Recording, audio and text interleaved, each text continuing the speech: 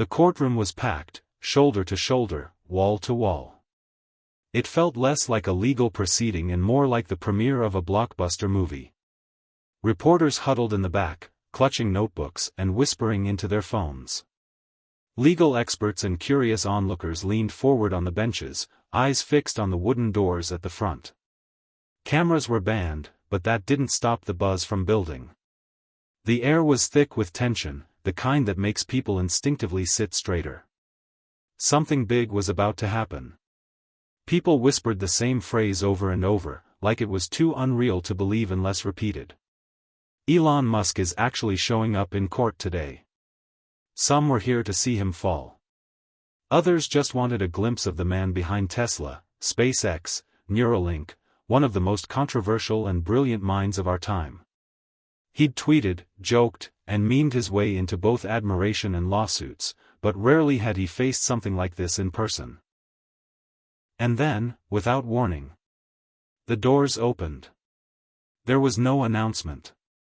No entourage. No sound other than the subtle creak of wood on metal as the doors swung wide. In walked Elon Musk. Not a flash of arrogance. Not a security wall around him. No sunglasses. No assistants with papers or whispered briefings. Just him, calm, focused, and walking with the quiet confidence of someone who's been underestimated his whole life. He wore a tailored charcoal suit. Clean lines, classic cut. No flamboyant touches. His tie was dark and neatly knotted. His shoes polished but understated. This wasn't the Elon of Twitter wars or meme posts, this was a man who came to face the fire himself. And that look in his eyes, steady, unfazed, carried more weight than 1,000 words. It said, "I've launched rockets into space. I've handled crisis after crisis. Do you really think a courtroom scares me?" As he took his seat at the defense table, whispers rippled across the room. The judge, Honorable Gerald Harrison, peered over his glasses. He was a seasoned man in his late 60s, with a reputation for being both sharp and sarcastic. He'd overseen tech lawsuits before, many of them. And he had little patience for CEOs who thought their billions made them immune to the law. He reached for the thick legal brief in front of him, a carefully prepared defense Musk had helped write himself, and flipped through the first few pages. Then he paused, looked up at the courtroom, and smirked. "Well," the judge said, loud enough for the whole room to hear. "I see we've got a rocket scientist trying to do law now." The courtroom burst into laughter. Even some of the jurors chuckled. The prosecution smiled smugly. For a moment, it seemed like a show was starting, and Elon Musk was the punchline. But Musk? He didn't blink. He didn't grin. He didn't shoot back a clever remark. He simply smiled. A small, calculated smile. The kind that says, "I hear you. But you're not seeing the full picture yet." That moment, the smile without a word, shifted something in the room. It was subtle, but real. The laughter faded a second too soon. The judge cleared his throat and moved on a little faster than expected. And some in the gallery started to wonder, what does he know that we don't? Because Elon wasn't there to defend himself with drama. He was there to dismantle an accusation, with facts, clarity, and just a touch of strategy. And what happened next would change the tone of the courtroom entirely. He didn't just show up. He came prepared. Very prepared. This wasn't just another routine corporate legal battle. This was Elon Musk versus Wall Street, and the stakes couldn't be higher. It all started with a tweet. Just one tweet. But coming from Elon Musk, a single tweet could move global markets. "AM considering taking Tesla private at $420. Funding secured." That was it. Those 9 words triggered a financial earthquake. Tesla's stock soared. Trading volume spiked. Investors scrambled to buy in, or sell out. It was chaos in the markets. But while retail investors and fans flooded Twitter with reactions, one group wasn't laughing: a major Wall Street investment firm that had heavily shorted Tesla stock. Their bet? That Tesla would fail, or at least, fall in price. But Musk's tweet did the opposite. The market surged. And the firm? They lost hundreds of millions, fast. So they hit back. Not on Twitter. In court. They filed a lawsuit alleging that Musk's tweet was false, misleading, and intentionally manipulative. They claimed funding secured was a lie, and that the tweet created a temporary illusion of value that cost them a fortune. They weren't looking for a slap on the wrist. They were looking for blood. Their legal team? Seasoned, slick, and extremely aggressive. These weren't your average suits. These were courtroom tacticians with decades of financial litigation experience. They'd taken down CEOs before.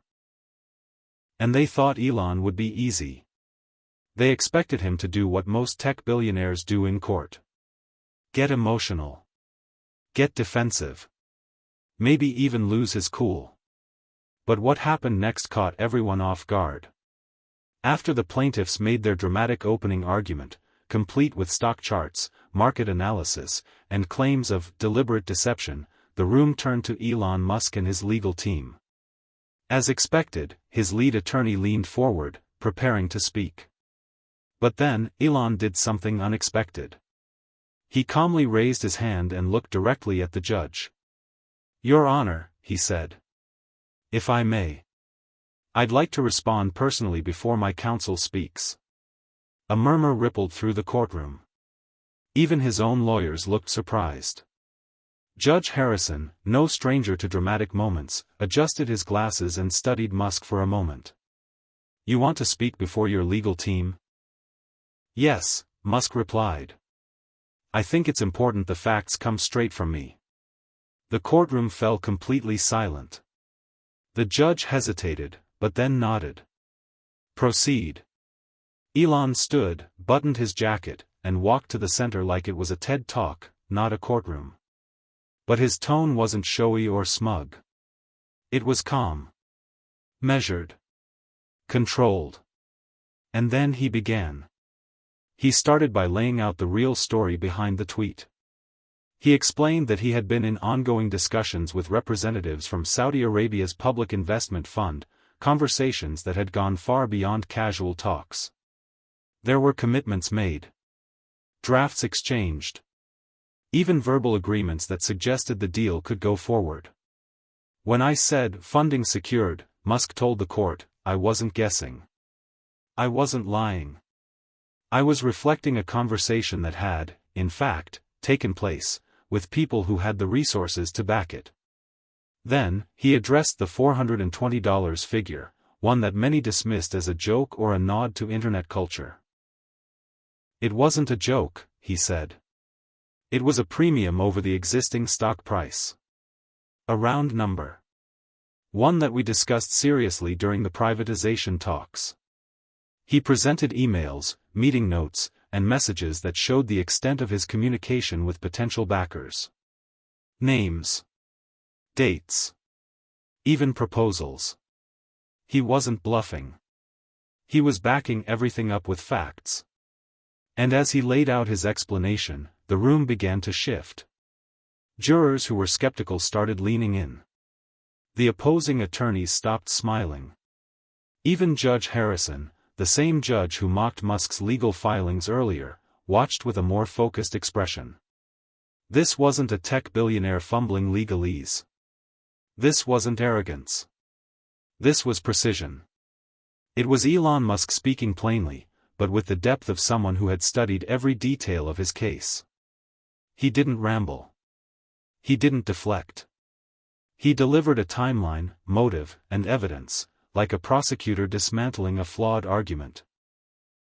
And when he finally sat down, the courtroom remained silent for a beat too long. Because in just a few minutes, Elon Musk had flipped the script. The prosecution had walked in expecting a tech cowboy. What they got was a strategist. A man who had come prepared not just to defend his tweet, but to show that behind every character, behind every dollar, there was a trail of truth. Elon Musk stood before the courtroom, not as a billionaire mogul hiding behind a team of attorneys, but as a man ready to explain himself in plain words. There was no flash. No theatrics. Just truth, confidence, and cold hard facts. He began simply, making eye contact with the jury and then turning to the judge. "I may not be a lawyer," he said, "but I know truth. And I know consequences." That single line quieted the room like a switch being flipped. You could feel the shift. The jurors leaned in. Even the opposing counsel glanced up from their notes. Elon wasn't playing the part of a tech celebrity. He wasn't charming his way through it. He was taking command.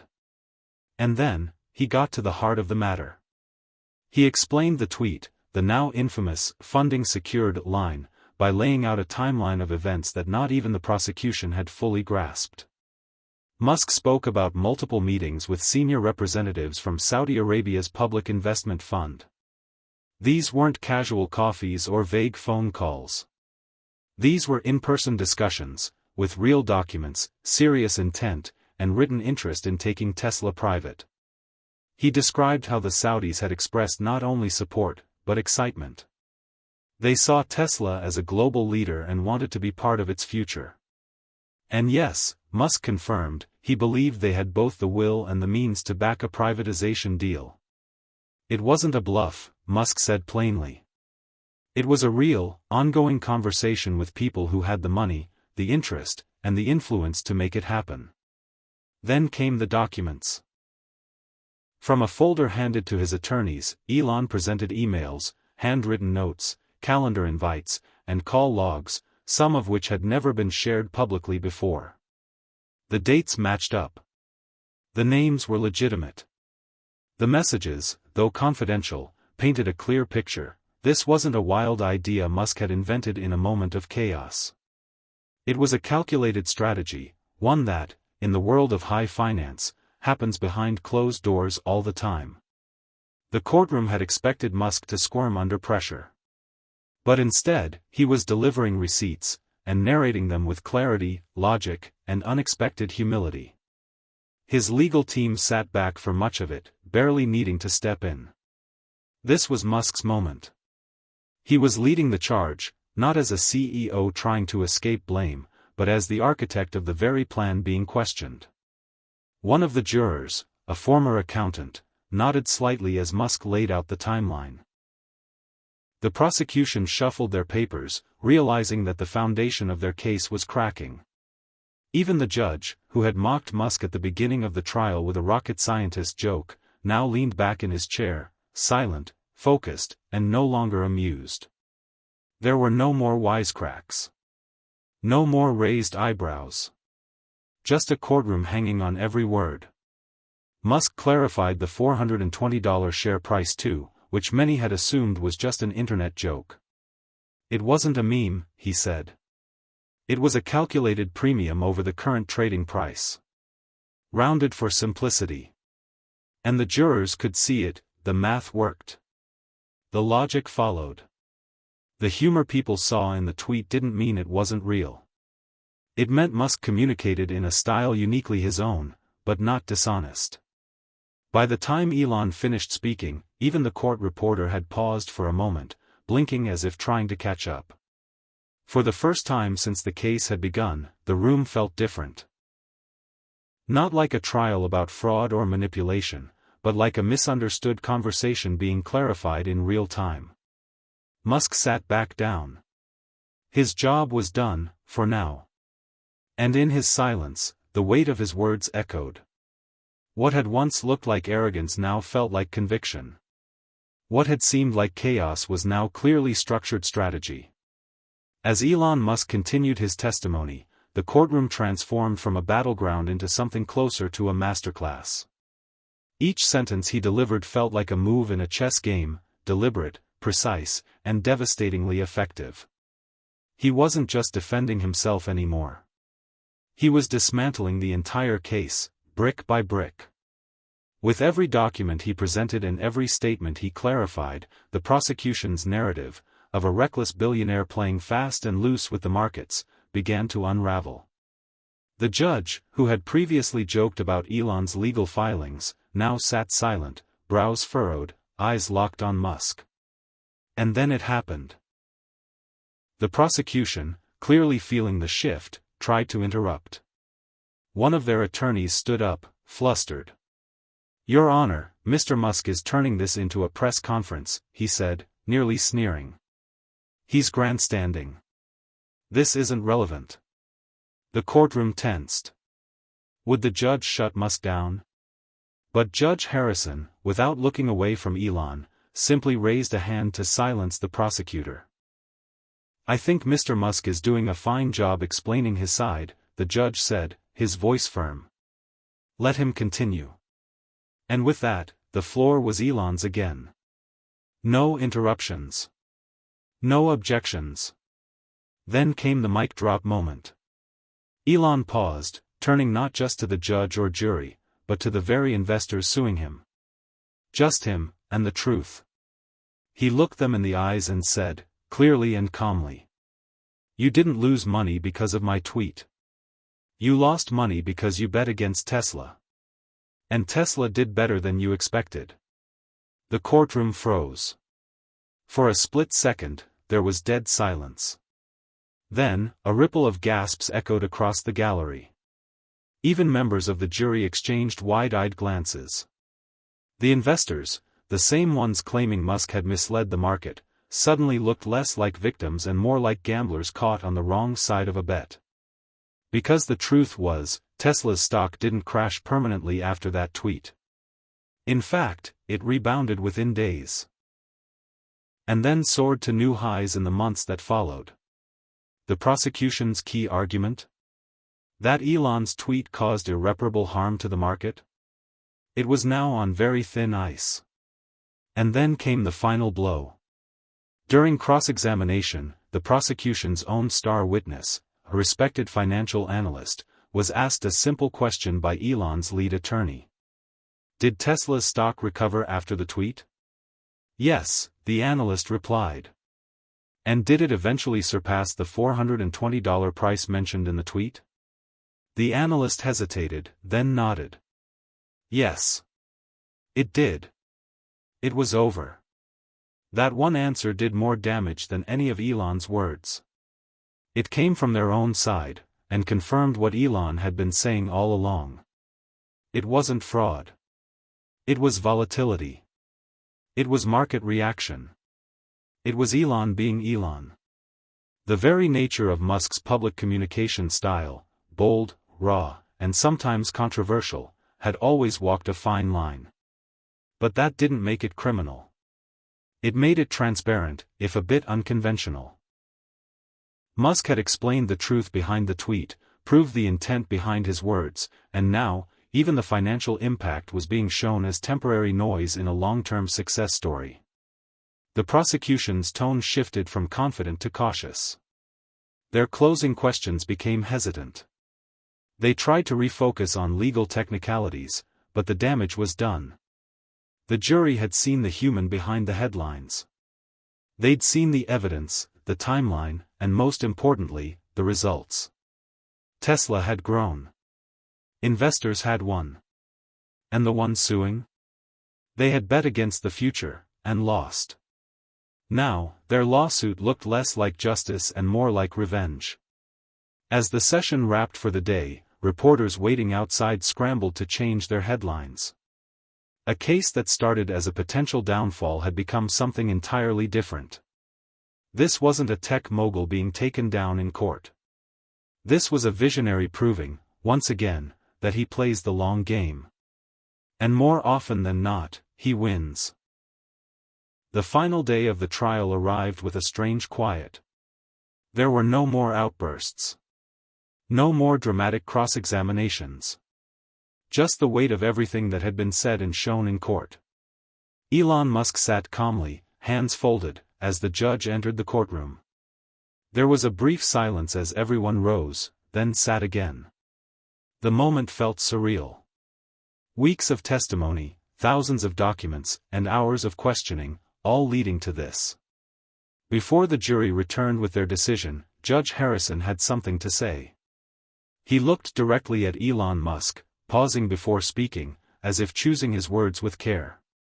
"I've seen hundreds of high-profile cases," he began. "And I'll admit, I've made fun of more than a few defendants. In fact, when this trial started, I didn't expect much different." You could hear a pin drop. The media reps in the back straightened in their chairs. Elon sat motionless, listening. "But today," the judge continued, "I'm not laughing. Mr. Musk, you've presented your case with clarity, with composure, and with evidence. I may not agree with your Twitter habits, but I respect your intelligence. And I respect how you handled yourself in this courtroom." A murmur rippled through the room. Then, the jury returned. Everyone rose again as the foreperson stood with the verdict form in hand. For a moment, it felt like time froze. In the matter of Market Vision Capital versus Elon Musk, we find in favor of the defendant. The words echoed like thunder. Elon had won. There were audible gasps from the gallery. Reporters tapped furiously at their phones. A few people in the back actually applauded before the judge sternly reminded everyone that this was still a courtroom. Musk didn't raise his arms in victory. He didn't pump his fist or grin wildly. He simply exhaled. Quietly. As if releasing weeks, maybe months, of pressure in one long, controlled breath. His legal team shook his hand, some smiling in disbelief. But Elon? He just nodded politely and gathered his notes. To him, this wasn't about glory. It was about truth. Outside the courthouse, it was a media frenzy. Cameras. Boom mics. Dozens of reporters shouting over each other, trying to get a quote, a reaction, anything. But Elon didn't rush out. He walked out slowly, almost casually, flanked by his team but clearly leading the way. One reporter managed to get close enough to shout a question that cut through the noise. "Elon, how does it feel to win?" He stopped. Turned slightly toward the cameras. And then, with that signature half-smile, he replied. "I wasn't trying to win. I was trying to tell the truth." The flash of cameras lit up the moment like fireworks. That one sentence was all he needed. It was the quote that would run in headlines for days. Because, in the end, that's what made this story so different. This wasn't a case of a billionaire using money to silence critics or bury evidence. This was a man stepping into the spotlight, on his own terms, to explain himself. To present facts. To be understood. And whether you love or hate Elon Musk, it's hard to deny what happened in that courtroom. He didn't charm his way to victory. He earned it, with preparation, precision, and a little bit of that infamous Musk confidence. In the days that followed, news outlets around the world ran stories titled, "Newspaper, Elon Musk beats the system." Newspaper, funding secured? So was the truth. Newspaper, judge praises Musk's intelligence in shocking verdict. Some critics still grumbled. Some said the verdict set a dangerous precedent. But others saw something deeper, a man proving that visionaries aren't always understood in real time, but eventually, the truth catches up. Tesla stock, already high, ticked up a bit more. Investors breathed a sigh of relief. And Elon? He went back to doing what he does best. Building rockets, designing cars, tweeting things that break the internet, and dreaming about Mars. But for everyone who watched that trial unfold, one thing was clear. In a courtroom built to scrutinize his every move, Elon Musk didn't just survive, he changed the narrative. And he did it with facts, not hype. With evidence, not ego. With truth, not tactics.